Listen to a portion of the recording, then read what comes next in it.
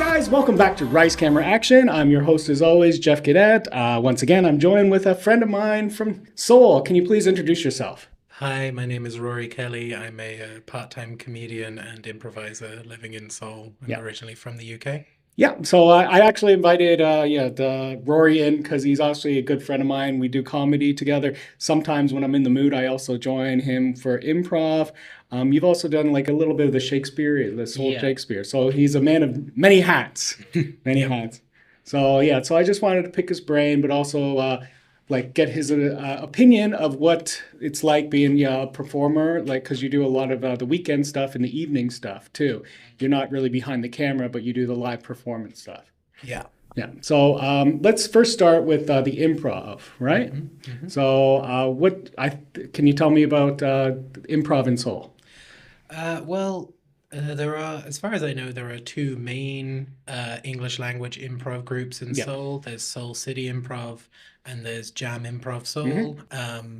Seoul City Improv have open sessions on Sundays. In Hmm. Samgyeopsal, Jam Improv Seoul have open sessions on Tuesday evenings in Gyeongnidan. Hmm.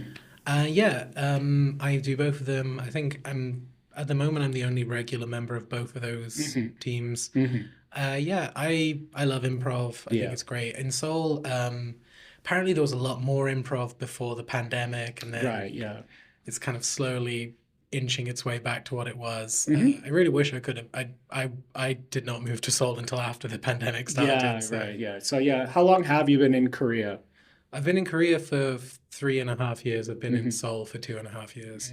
Okay. And also, before you came to Korea, I know this, you were in Japan too. Yes. Did you do any of these things in Japan? No, I was in a really small remote town in Japan. Well, Okay. it's not that small, I guess. There are much smaller towns, but there was nothing. There's no kind of English language performance scene where I was. I Hmm. was nearish Osaka, but the problem was that the trains from Osaka stopped really early in the evening, so you could never Mm. do any kind of performance in Yeah. Osaka. So yeah, I think yeah, the underground trains stop at like 12 o'clock or something. Yeah. Well, I mean, I wasn't even going Yeah, yeah, underground. I yeah, was yeah, going yeah, overground. So, yeah, yeah. Oh, okay, yeah. So yeah. oh, that one, yeah. So the Osaka station, Hmm. the large trains that go outside to Kobe Yeah. and Kyoto. Hmm. So you didn't do that, but I did doubt. That's when actually I started going into the performance here. Hmm. Was right before the pandemic. So I did, yeah, some of the Soul City Improv long Hmm. ago with Brad. Yeah. He's episode two, and then afterwards, when I quit being an English teacher, I started doing SCI again. Hmm. And so, but then my passion was always comedy, and I wanted to be on the stage. Hmm. But yeah, there was like monthly shows, so, but slowly it's picking up. Yeah, it's Yeah. it's getting back there. Hmm. We have two shows a month at the moment with Hmm. SCI, and Jam Improv has less sort of scheduled shows, but Right. yeah. Yeah. Yeah, well, SG is more like charitable and do a Yeah. lot of work, and they work more with the kids too. Yeah, we do shows at orphanages, which Yeah, which is is very always a noble. hoot. It's a very noble thing. So for the improv, what's it like actually doing improv with people from different countries and different nationalities, or even people with like second language users? Yeah, I mean it's fun. It is always interesting. I mean I find there's a big gap between even just me and like the Americans who, Hmm. you'd think that English people and American people would have, Hmm. a lot of shared things, but there's just so many culture gaps that I You're just, right. for example, the other week we did a sketch about tipping people in supermarkets, and Okay. in the UK you would never tip someone in a supermarket. Like Hmm. I didn't realize that was a thing. Like, and there's just a million kind of missed reference points. So Hmm. you I think though it can really help, like because you can always just make a joke out of it. Like the amount of times now that I've been called on in improv to play like a baseball player or whatever, and I'm Hmm. just or like to talk about Right. the coastline of America, and I'm just like, yeah, just make shit up because It's well, it is improv, yeah. So exactly, yeah. But also with the culture gap, like yeah, too, like you can't make if you make like a British reference, people mm, won't get it, or vice yeah, versa. yeah. That's always fun. I mean, I I've run into that in comedy a lot here Hmm. because I mean most of the English language audiences in Seoul are made up of Americans, and Hmm. there are just sets that I used to do at home that I can't do here because people just don't know what I'm talking about. Oh, really? Yeah. Yeah. So, yeah, well, for comedy too, I'm trying to actually get away from even just reference to Canada Mm, or Korea, but like actually like international stuff. yeah. Because yeah, like if you make like yeah a local reference, it Mm, doesn't really work on the crowd. It's you want the whole audience to be applauding or clapping or yeah. laughing, not just a few guys in the back. Yeah, it's also interesting because like when I go home, if I try and do a set, Hmm. sort of there are two Korean references I can make for Hmm. audiences back home, which is Gangnam Style and Parasite. Yeah. And so, and you get what's funny is you get quite a lot of mileage out of those. Like people really, I don't know, people respond to that a lot, which Okay. it feels a bit cheap to me, like just to be like Gangnam Style, Yeah. haha, that's where Yeah. I You live. were home earlier this year, right? Yeah, I And, was, and yeah. were you able to do a set there? Uh, yes, yeah, I did a set. I mean, I've done a couple of sets back home since Hmm. moving to Korea, and Hmm. they fluctuate wildly in how Hmm. they're received. Right. Yeah. So I didn't make it home this year, but last year I tried to get up and do a mic at least once a week. The first time I got up, I did references about Korea, Hmm. and for the first 33, for the first 3 minutes, it Mm. kind of worked. Yeah. But then it quickly lost momentum Mm. because they're like, hey, why is the white guy talking Mm. about an Asian country? Why is he making all these references? Yeah. And that material worked here, but Yeah. then it only has a short life in the audience. They're like, no, we have Asian people Mm. on the bill that will do do the Asian jokes. Yeah. I see it's interesting because when I went home Hmm. last time and I tried to do some material about living in Korea, it Hmm. didn't work because I think people just sort of resented me because I'm from this very like small part of England where there's Hmm. not much happening, and I think like being like coming in being like, well, I live in this big city in Asia. I think people like I don't like I don't Like, relate to that. yeah, we got you. You have money. You can Yeah, travel. exactly. Well, yeah, I mean, and also what's I don't know if you found this. I've lost my accent living abroad, and Oh, so I do like these things in. I do things in England, and people think I'm American. mm, I like, and I literally I was doing a set in my hometown, hmm. and people were just like, "Oh, why is this guy from out of town here?" I'm like, I'm more local than anyone else on the I bill. have lost like people like say that I've lost a bit of my accent. I Mm, was when I was home, like my brother would like we would go out for a drink and we went to the pub right by his house. mm. And I talked to the waitress. I said, "Oh yeah, I'm here on vacation." It's like, "Going, yeah, you do sound a little strange. Where are you from?" And I'm like, "One from like 3 kilometers away. Yeah, Just I'm born in 3 kilometers away. Well, I don't think I sound any different, but yeah. apparently I do." Yeah, I was with my mom in a cafe, and Hmm. the mother of someone I went to school with Yeah. comes up, and she's like, "Oh, Maggie," blah, blah, and she's like, "Who's your American friend?" I was like, I know your daughter. Do you not Yeah. remember me?" I went to school with your Yeah, daughter. yeah, Oh, yeah. So it's yeah, like I guess being in Asia, it has definitely influenced my choices of where's my lexicon and mm, the way I even speak. yeah, I had a roommate, an Australian roommate, mm, and even being in the same house as him for yeah, just a year, I changed from no problem to no yeah. worries. Yeah, I mean Australian English is uniquely infectious. Yeah. I say this with love. Like Hmm. I love Australia. I lived in Australia for a while. And Oh, I get it. You have money. You can travel. I'm endearing myself so Yeah. much to so many people. Right. But I love Australian English. But yeah, it does. Like I still say to people like, "How you going?" Hmm. Oh, Which really? yeah, which I much prefer to "How are you doing?" Okay. I've never really heard that. I guess I didn't pick up that part of it. It might just be Melbourne. I Yeah. don't know. But well, like I guess now that that's on the table that you've been able to travel, yeah, and you now have seen the world, that I like going back to like performing. Mhm.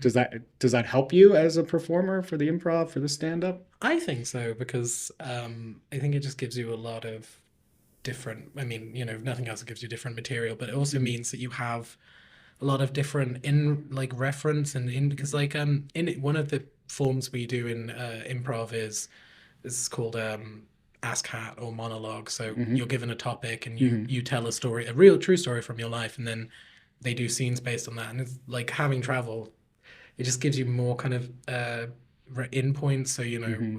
people say like I don't know sewer or whatever. I'm like, well, when I was in Melbourne, the Melbourne sewer system broke, whatever, something like that. Well, it can also help with your character work too, if you're, Yeah, I mean, I'm terrible at accents, so that's but that's the joy of it too. exactly. But you do an improv, but terrible at accent. Doing it badly is Yeah. actually it causes humor. Yeah, exactly. Yeah, I mean, I think it causes humor for everyone except the person whose accent I'm Oh, doing, and yeah, then they get a little bit it comes off mawkish. exactly. Yeah. Yeah. But I love doing character work, but Mm, I wish that's one of the things that I don't, I feel like when I'm doing the improv here, mm, I try to go out and do a little bit of the character work, but I don't see, like, I might try an accent and then mm. someone just goes with their regular speaking voice. I'm like, Yeah. oh man. Like I can't tell you the number of times I've just been like, yeah, we're gonna have accents this time, Yeah, and just I'm the only one doing it, and everyone right. else is like, no, Yeah.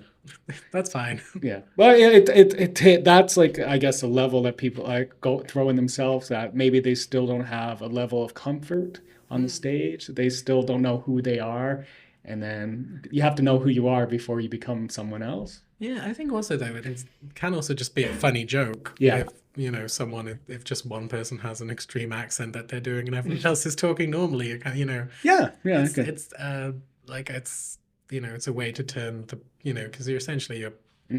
you're sort of putting your fellow performers on the spot and they just turn it back on you. Yeah. So we're actually recording this. It's the last Friday of October. Tomorrow Hmm. there is a show for Yeah. SEI. Hmm. This episode won't come out, but it's probably yeah, like end of November. I'm aiming. So like there'll probably be a show there too, right? Yeah.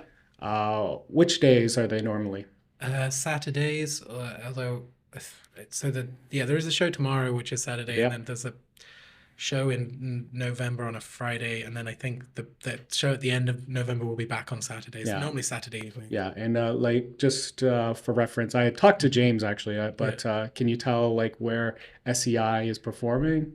We perform at a place called the Fantastic Theatre, Mhm. which is very near Samgakchi Station, Yeah, which is near Yongsan Station. yeah. So it's Fantastic Mhm. Theater. Fun. It's a pun on fantastic. It's two words. It's Yeah, I fun-tastic, didn't. not fantastic. Oh, Yeah.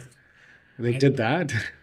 I mean, that's how it shows up on Naver, so Hmm. I guess that's Yeah, and usually the shows are Manwan, right? yeah, 10,000, and 10,000 then won. so BYOB too. Hmm. So yeah, there's a convenience store right across the street, so you Not can. anymore. Oh, what? Yeah, no, it's gone. So what people have to go a little bit further? I know. There's another one like 200 yards away or Yeah. whatever.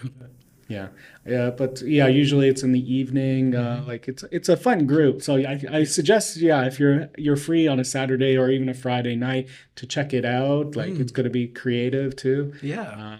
I think it seats up to 80 people. I think I've been at a show with 80 people seating Yeah, for I, 80 th I think people. that's the maximum. I don't. I'm really bad at venue Hmm. specs, but Yeah, yeah, yeah. yeah, and the show usually goes like 2 hours or so, right? It's more yeah, normally an hour and a half. Yeah, Yeah. but what the difference that because I've interviewed Jam and I've interviewed SCI, Hmm. but because you have toes in both pools, can you tell me the difference between the two of them? Yeah. So for the shows in Seoul City, there's Hmm. like a limited number of people on stage. So Hmm. this the shows are a bit more curated, I guess, would be the Hmm. thing. Whereas in Jam, they have this very welcoming everyone in ethos, where it's like if you turn up to enough practices, you can go on the shows. Hmm. And also in terms of practices, I think maybe Jam is a bit less onto like teaching form, Hmm. whereas with Soul, normally after doing a scene or a game, you'll have like a quick discussion, like Hmm. why did that work? Why did that not work? Okay, okay. What would you have done differently? Whereas with Jam, unless there's like a really easily provable teaching point, like next time don't do this, or like Okay. try this maybe. Well, it's much more about like just doing it, just like Hmm. get in there. Like Hmm. we very often don't even warm up at Jam Improv. It's just like Hmm. straight into the games, straight into the scenes. So maybe if you're new to the whole improv thing, Jam would be more welcoming, more pleasant. I mean, I don't want to I don't start know, but setting it's your own precedent. well, Yeah, I'm trying to push Brad. Brad's a great friend of mine. yeah. But yeah, it's a nice, I think probably. that they're both useful. Hmm. I think they both have. I mean, it's broadly similar, but yeah, I think Jam is slightly more, like get right stuck in, whereas Soul City is more like learn some of Hmm. the fundamentals. Yeah. Okay. Yeah. Yeah. So, well, Yeah. yeah. I talked to James about. Yeah, we talked Mm. about fundamentals and all that. Mhm. Then he grilled me about other stuff. But okay. So let's jump over to what do you think about the English stand-up? Well, it's ever changing, Yeah. as you know, it's very up in the air at all times. So Hmm. we've now got a sort of ongoing show in Abidjan, Hmm. and that's very new. And then the ones that were the show you were running Yeah. on Fridays has now moved to Thursdays. Yeah, I moved it from, yeah, so I haven't recorded a podcast in a month because my cat passed and yeah, Yeah, in like sorry. in the month before that I wasn't really, but yeah, so I haven't really been motivated Hmm. but now, but you're my first one. So Hmm. you're since I've come back. We moved from Friday to Saturday because for one reason they didn't have enough. I was just doing it bi-weekly Hmm. and they didn't have another show that was happening on my gap week. Yeah. So like the scheduling often got mixed up, Hmm. as well as like the Thursday they had something that was really being successful. Hmm. So Tracy was doing like jazz music, Yeah. and then he would have open live music, and not a lot of people. I don't know what happened, but Hmm. they swapped in my comedy show for the jazz night. Hmm. So just to bring in people. Yeah. Yeah. But I want to have more like locations too. Right now it Hmm. doesn't seem like there's something happening on a Saturday, but I want Mm. to get outside of the Yongsan, the Itaewon Yeah. area. Well, I mean, I think, lots of people have said this, but it's like it's kind of surprising to me there isn't more in like Hongdae, for example. Because Hmm. I was in Hongdae the other night. It was just full of wags. Mm. Yeah. So like Waigugin, yeah, sorry. yeah, wait, yeah, wait again. Wait, Sorry. so I think it was a little right in 2000. So right before you actually joined at the comedy scene, Sang was trying to get some Mm. shows, and there was a location in Hongdae. It was kind of a club Hmm. setting, and like he asked me to go and do some recon about it. And I can't remember the place, but it had like basically a bar at the front, and then there was kind of like a studio basketball, and then they had a gallery under like wrap Wow. around. And I said, oh yeah, it'd probably be best to do it in the bar area, Hmm. but but because like the basketball was like it was very open, it was too Hmm. open of a space, Yeah. and Sang was like, okay, good, I think I'll go there. And then a month later, I saw actually that the Korean comedy group, like Danny Cho, started performing there. So I Uh, think they just chose to go with the Korean stand up here. yeah, I mean, it's understandable. There's Hmm. a lot more Korean people in Yeah, Seoul. yeah, yeah. Yeah.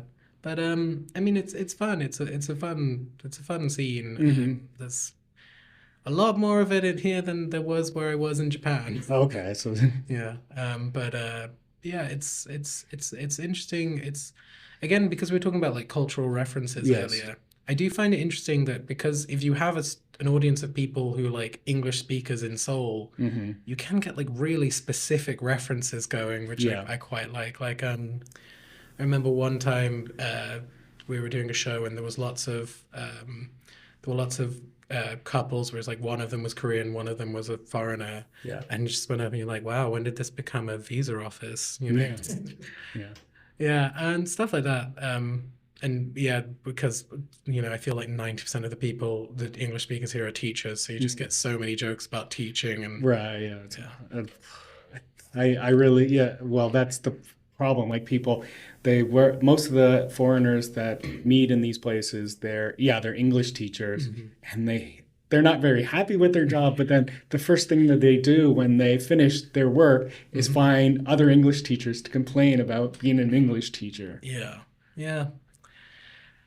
But that's, I mean, I think that's also part of what comedy gets Hmm. allows you to do is it's that release, Hmm. of yeah, negative emotion. Yeah, I think also it might be what I'm no when because I went back and saw the history of the Facebook for Standup Seoul, and Mhm. it seemed that what was happening before COVID too, there was much more open mics. Mm.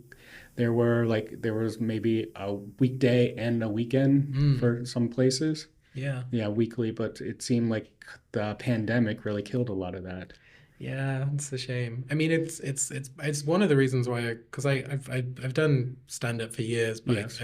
I've certainly moved into like a higher intensity of doing stand up since I Hmm. moved to Seoul, Hmm. and part of that was because during the pandemic, theater wasn't possible because you Hmm. had to have multiple people on stage, whereas Hmm. like stand up persisted in some form or another for most of it. So Did you try like the Zoom stand up that was happening during that I time? think I did it once and I Oh, hated it.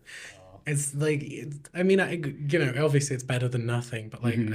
it's not what you want to do when you're doing stand up. Like, you Yeah, don't want to just sit on your own in your room. yeah. Like, Yeah, I saw very early on that it wasn't really working. mm, And then there was actually even a journalist for the Korean Herald that asked, and she wanted to write a piece about like mm, how comedy's surviving in the pandemic. Because I guess she saw there was like mm, Zoom stuff happening in the States and in England and other English speaking. And then when she called me, I said, "Oh, no, no, that's garbage." mm. Like on how do you like on it's like it's a perform but you're just like you're sending your jokes out into the ether. You need the audience to Mm. you can't really you need the live audience to scale if something works or doesn't. Yeah. And it's just, yeah, you don't get the same feedback. You don't get the same sense of camaraderie. Hmm. It's kind of like you're constantly bombing. Yeah, and even in the people like in your Zoom chat group or just all the comedians waiting for their Yeah. turn, Yeah. which is the that's one thing I hate too is just like performing in front of other Mm. comedians because you want that fresh crowd. Mm. To test a joke and even tell it a second time. Yeah. But like if you're performing just to comedians, you're just doing Mm. the same joke over and over again. So the laughs you might get are not authentic. Yeah, I mean, I do think though, because going back to like what's the sort of unique qualities of the stand-up scene in Seoul, one Mhm. thing that's kind of nice is because we're mostly hermetic. I mean, not entirely, but Mm. there's mostly the same people going to. We do know each other, which Mhm. I think because I've done a lot of shows in other spaces where it's like you're just doing a show for other comedians, Mhm. and everyone sits there not laughing because A, they're not paying attention because they're Mhm. just waiting for their turn to go up, and B, they don't want anyone else to get more laughs than them. Mhm. And I really hate that. And like I think what's good is mostly that doesn't happen in Seoul. Mhm. People mostly just like admit when other people are funny and laugh, Mhm. and I think that is because we do know each other and Mhm. we're friends. Or Yeah. well, that may be a too strong a word. No, well, it's one thing that's kind of like because it is an international community, you have different styles. Yeah. Which is that's also something I've noticed it's hard to because yeah we're all friendly but also someone has a different style Mm, and so like oh I like there are some times I'm like oh God I don't want to follow like this person because they have more of an alt comedy yeah. kind of theme. What have you felt this or how would you? I mean, I definitely noticed the different styles. Like, I'm gonna use his real name because I think I'm gonna say nice things anyway. Chris James, Yeah. who is from New York. Mm-hmm. I, Chris does loads of crowd work when he Yeah. can. Like whenever he can, Mm-hmm. he'll talk to people. He'll riff on them. And when I went to New York and I went to a show that was like all crowd work, and I was like, Mm-hmm. oh, okay. So I think this is like a big thing of like the New York comedy It scene. is. I was listening to like a podcast and Yeah. it was like comics from different places. Mm. They noticed that like New York comics Mm-hmm. would do a lot of like host when they're like Mm. if they've done host work, they would ask a lot of questions. Hey, where are you from? Oh, Yeah. what's your like what do you do for a living? Oh God, but sorry, just Yeah, I feel like every comic, at least maybe this again is just because we're in Seoul, but it's like Hmm. starting with where you're from. And I remember one time we were doing a showcase or something, and Luve, who's this comic who used to live in Yeah. Seoul, who's gone now, Yeah. he just pointed out to me, it's like this one woman had been asked, "Where are you from?" 4 times in Yeah. like 20 minutes. Yeah. And I mean, and I think that's a way it's nice to have the styles meet, Hmm. because I went to the show in New York that was all crowd work, Hmm. and the same guy, this guy was at the front row was wearing blue shoes, and like 7 out of 9 comedians did stuff about this guy wearing blue Hmm. shoes in a row. Yeah. And you're like, guys, yeah, we've heard it. Well, they say that like a lot of the New York comedians copy like Oh David yeah. Tell style. So Okay. David Tell, yeah, is very spontaneous. Well, he has like a lot. So like, Mm, but he does like interact with the audience. He's not yeah. just telling the joke. But yeah, like, what was it? Yeah, everyone in like New York wants to be David Tell, and I think like before everyone in LA wanted to be Joe Rogan or things Mm. like that. Yeah, and I mean, I think there's nothing wrong with that style. It's just like if there's not that many people in the audience and Hmm. you're all doing crowd work for the same 5 people, Hmm. it just kind of doesn't. Which is like, I've seen well yeah, there's been Chris yeah Chris is if Chris is on before you better be ready to not do any crowd work like if you could go before him and ask him like you have to but Chris is very good at it too but mm, he does have some tricks. I'm not going to tell his tricks yeah. but I noticed it but I mean, we all have tricks, yeah we all have things we fall back on, and yeah.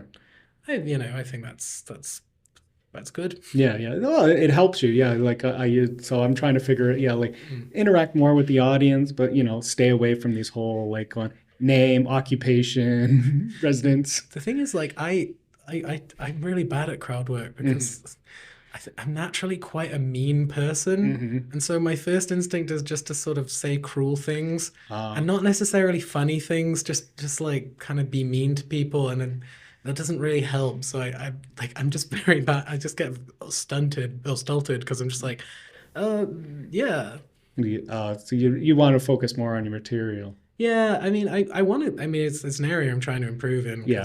because it is a powerful tool if you Mhm. can use it correctly. But yeah, You have to bring them into your wheelhouse before, and then you could do those jokes. exactly. Like, I mean, last year I did a longer set, and I deliberately had like this joke where I was like, and now I'm going to do crowd work. Hello, sir, how are you? Okay, end of crowd work. Yeah. Which people didn't laugh at, but would they Well, have laughed at my crowd work anyway? Who so how knows? like okay, so crowd work, yeah, is very spontaneous, but it help like you have the improv, so Hmm. that can help that with that. But you also write some interesting joke. Like how do you come up? What's your method for creating comedy? It's mostly what, because I try to be funny and when I'm talking to people normally, and then Hmm. if I have a line that I think is very funny Hmm. in conversation, I'll try and stow it away and be Hmm. like, what's the least amount of context I can give to Hmm. get to this line? Hmm. And that's how I kind of build it. Or if something happens to me, I just try and in my head I'm like, where are the jokes with this? Like, what's the subversion? Do you carry like a notebook around with you? No, I do it on my phone, You do it on your because phone? yeah, I should carry a notebook, but So I lose things. well, yeah. So like I do. There are some people I don't. Yeah. So yeah, they write their Mm, content, but they have it down to a script. yeah, I don't think that's very beneficial. I can't do that, because Yeah. if I'm just saying a script, it loses some of the punch for me. I mean, Hmm. some people are really good at Hmm. reciting a script and making it sound like it's not scripted, Hmm. and more power to them, but I can't do that. Hmm.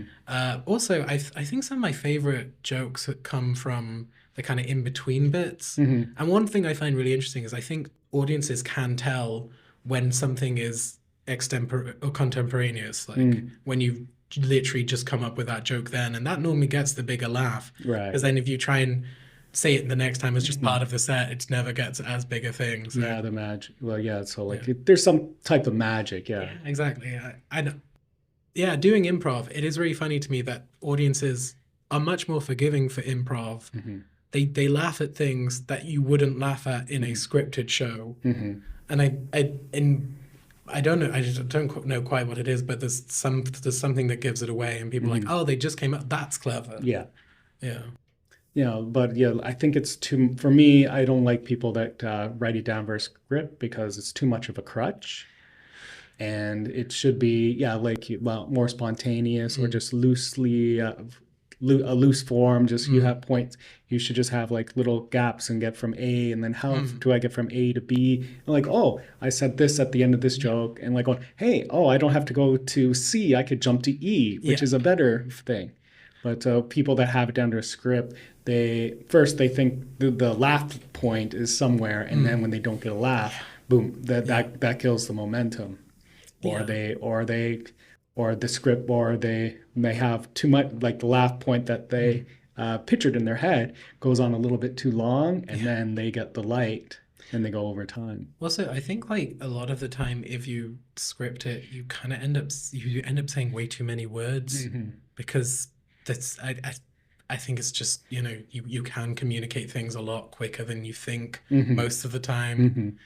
So like if I have a joke and I'm like, okay, they need to know I was here doing this, I'll just be like, I was in Melbourne at Yeah. the whatever. But if I script it out, I'm like, so I used to live in Melbourne in 2012 because I was there for an exchange program. And it's like you don't need Your any of wasted that. time. Yeah, Yeah. Yeah. like get to the point. Yeah. Well, it's, yeah, like, well, there's a difference between a joke and a funny Mm. story. Yeah. So the story, yeah, you have to have all the context. You have to build it up. Mm. But if it's just a joke, you just get there as quick as Mm. possible, and so you get that laugh, and then try to get the next one, the next Mm. one. Yeah. Yeah. The bam, bam, bam, like Yeah. just trying to joke, joke, joke. Because that's what, yeah, people are going to remember. People just remember the laughter. They don't Mm. remember how you got there. Exactly. Yeah. Yeah. But I don't know where. I just had a brain fart. Do you have any like hopes of like traveling soon? I'm going home again at New Year's. Mm-hmm. Not I don't really think of that as traveling because I Yeah. mostly just sort of sit around my mom's Yeah. house.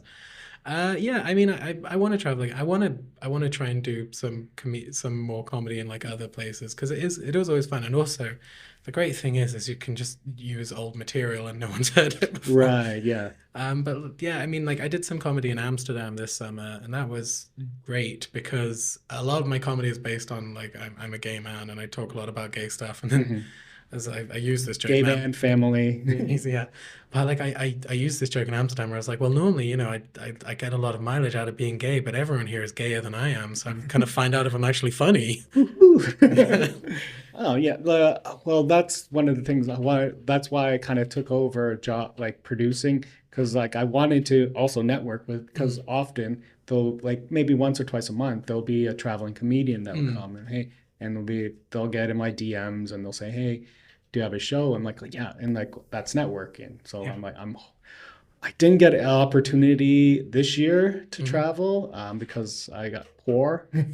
But hopefully, You going shouldn't to, have done that, Jeffy. That was rookie error. I know. So, but yeah, 2024. I know actually we talked about, so Chris James, Kristen, and also Steve. Hmm. They're traveling actually to the Philippines next Oh, month. Yeah. wow. I didn't So know yeah, this. they're doing like 2 months, and I'm like going, and I was like, for a minute, I was like going, where was my invitation? But then I was like, oh, I wasn't ready Mm. anyway. So I mean, I'm a teacher, so I can only travel at like 2 or 3 weeks, and, mhm. like in a very specific point in the year. So Yeah, or when there's like a long weekend. yeah, I exactly. don't. Yeah, so they're doing something in November. Maybe there is a long weekend because Hmm. they all three of them have jobs too that they might be missing out on. Yeah, I mean, but I think they will just have like flexible days. Hmm. It's nice.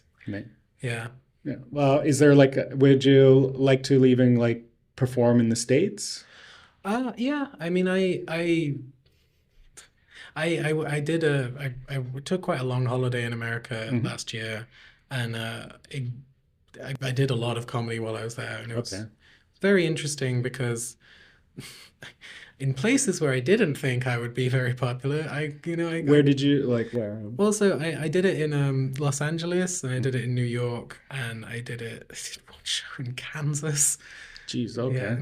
and yeah, in Kansas, like I did fine. Hmm. People liked me, but in LA, in LA, I did fine. So it was in New York, and I was like, I'm a nerd.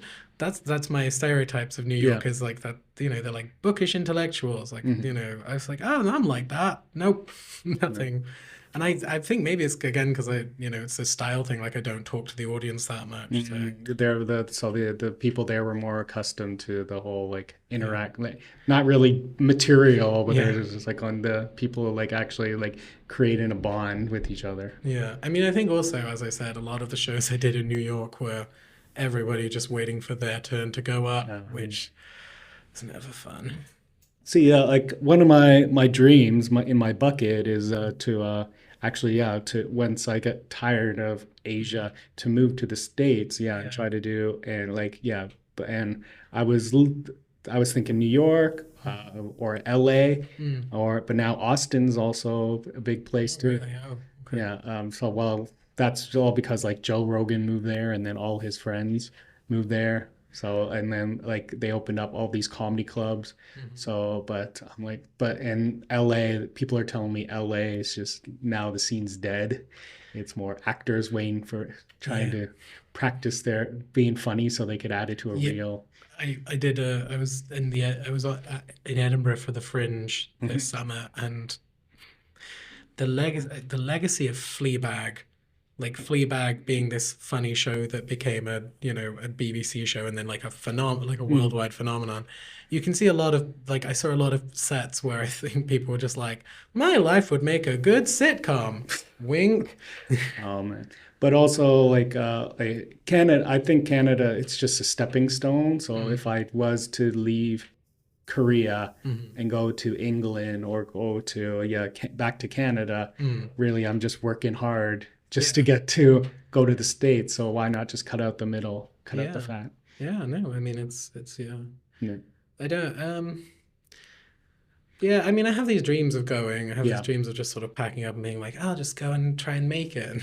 Can you actually describe what it, because I haven't been to like England, Mhm. what the comedy scene there is like?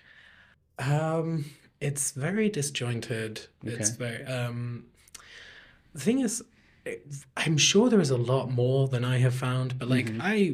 where I live in England, I'm about an hour and a half away from Birmingham, which is Hmm. the second biggest city in England. Hmm. And I was back for a full 4 weeks like Hmm. this year.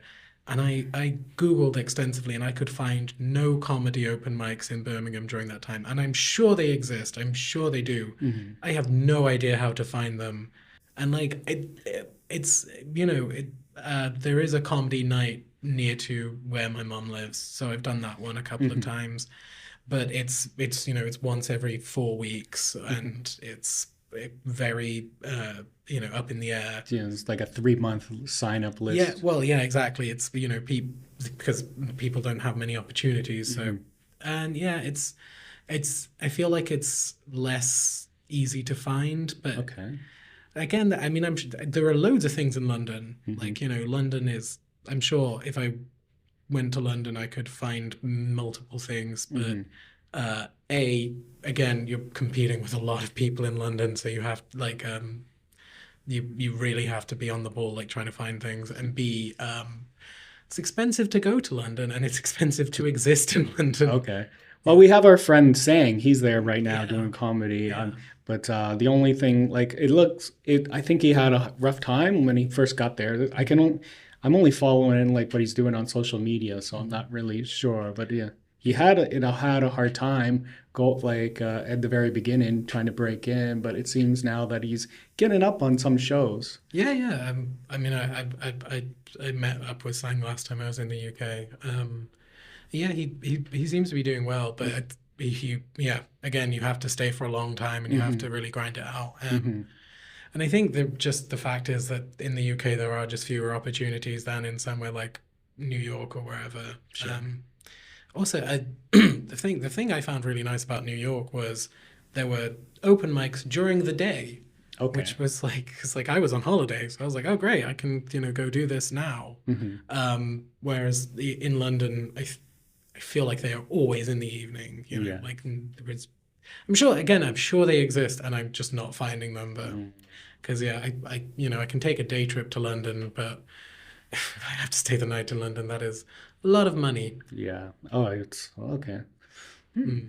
I'd be successful in London. I don't know. I'm still working out my voice.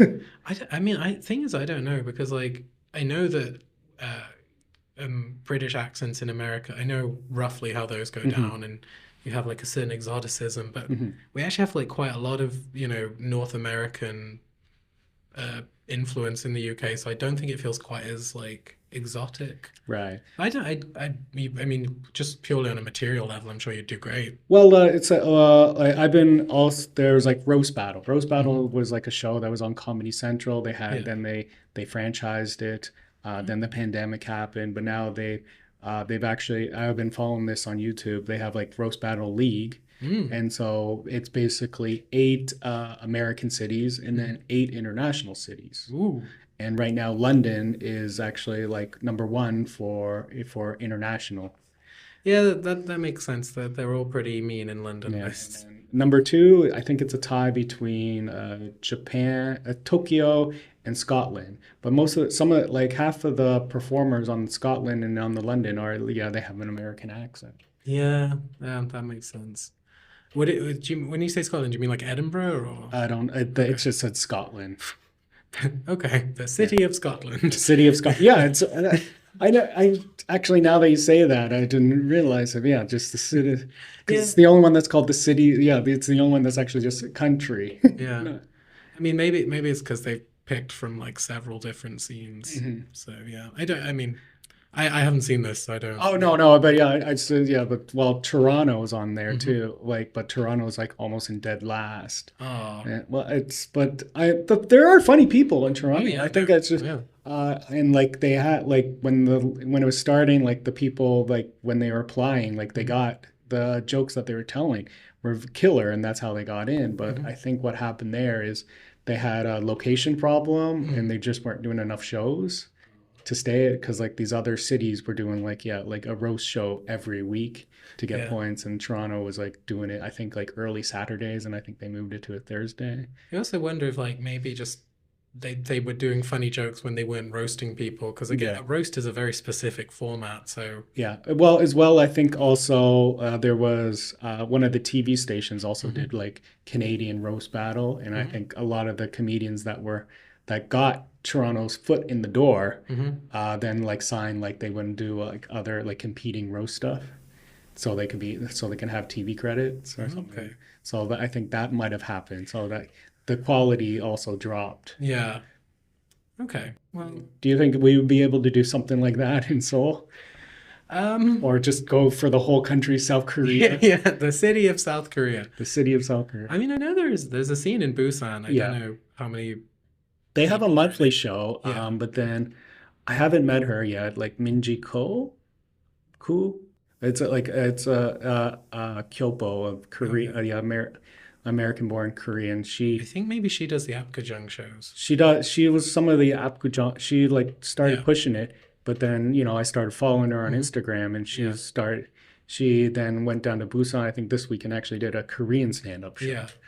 So the problem actually I'm finding with doing stand-up in English Korean is that actually the Koreans are now kind of like dominating the scenes and getting all the locations and slowly strangling out the English Yeah. portion of it. Yeah. I mean, I I don't want to speak out of turn because obviously I'm not an expert on this, but I think Fernando said that like stand-up is still kind of in some ways quite new in Korea. Like Right. it's not like an art form that had taken hold much before. Hmm. And so there's like because Fernando runs used to run the English language one and Hmm. the Korean language one, and he said like now there's just so many people trying it Mm, out. hmm, hmm. As well, like when I did watch it, I think they just didn't figure out the structure. Mm. So when I was the first year during the pandemic, I went to go watch it. They had a comedy show in a CGV theater, Hmm. Oh. and yeah, and I just snuck in. But the comedians, they weren't telling like there's obviously like setup Hmm. or mislead and then punchline, but what they were doing, they were just actually just telling stories about like Mhm. how they overcame adversity. Mm. Like one, I remember, It's a job interview. yeah, well, it's just like a job. Yeah, is one guy that like he didn't do very well on his university entry exam, Yeah. so he disappointed his parents, and like he couldn't, and he didn't really.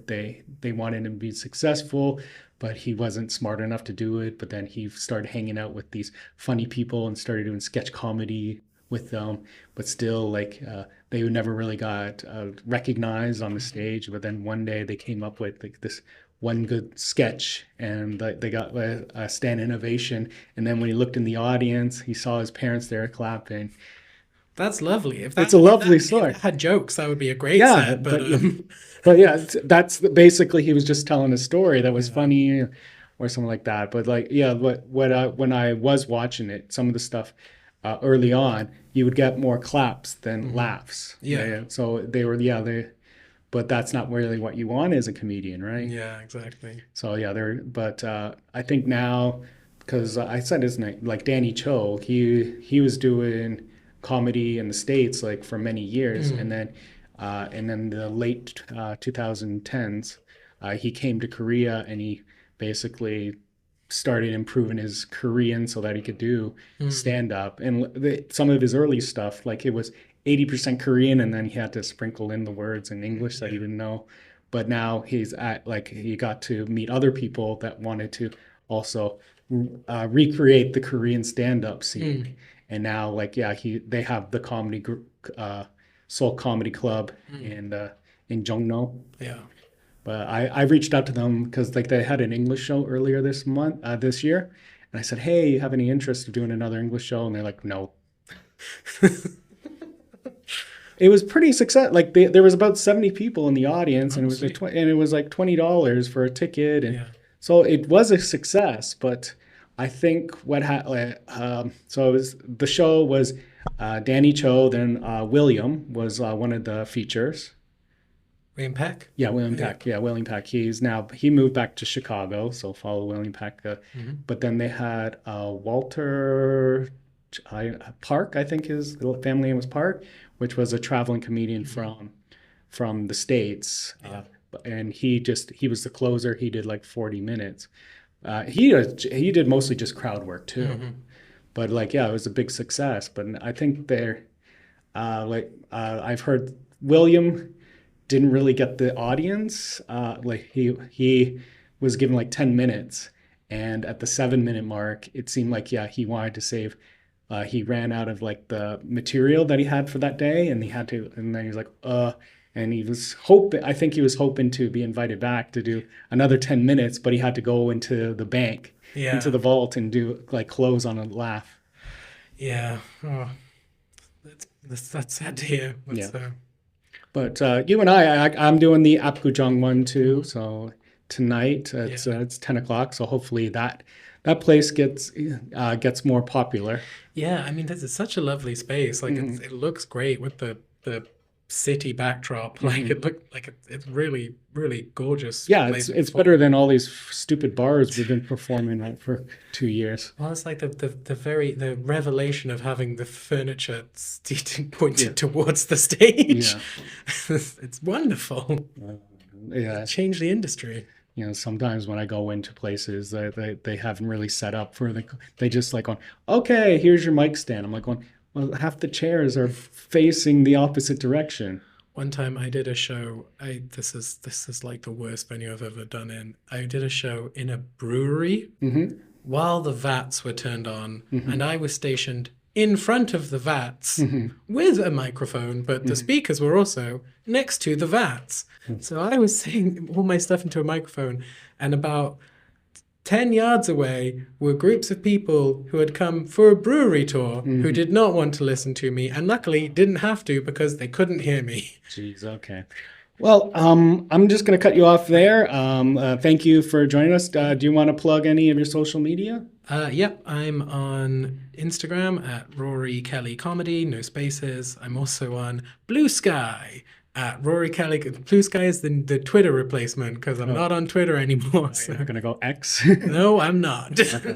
Okay, so Blue Sky, what? Blue Sky at Rory Kelly Comedy. Okay, I gotta go on the Blue Sky. So Mhm. yeah, follow me. I'm also on YouTube, but I cannot remember my channel name Yeah, because it's but not Rory Kelly Comedy because I started it before I started doing comedy and I can't remember what I'm called on YouTube. all right, well, you could change that. But try he does have some stand up on there. So type in like Rory Kelly stand up Yeah. or Rory Kelly Soul. So Yep. you might be able to find him. Hmm. You can follow me on my social media, Comedy Jeffy. That's for YouTube. That's for Instagram. That's for Twitter. Soon to be Blue Sky. All right. And thank you guys once again for tuning in. Bye bye. Bye.